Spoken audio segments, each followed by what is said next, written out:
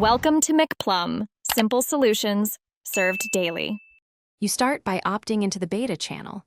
This is the only official route to receive Bedrock Snapshots.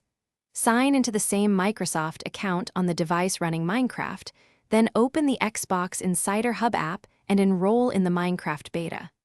Once enrolled, make sure to back up any active worlds to local storage or to realms so nothing is lost. This early step guarantees the snapshot download appears in your store updates and prevents accidental data loss when the snapshot. After enrollment, you update Minecraft through the Microsoft Store or the console update queue.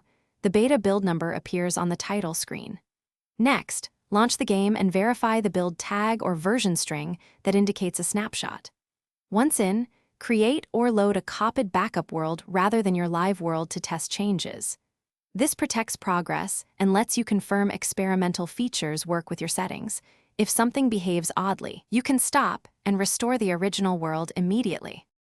To finish, thoroughly test gameplay systems, redstone, mobs, add-ons, inside your backup world so you know what changed.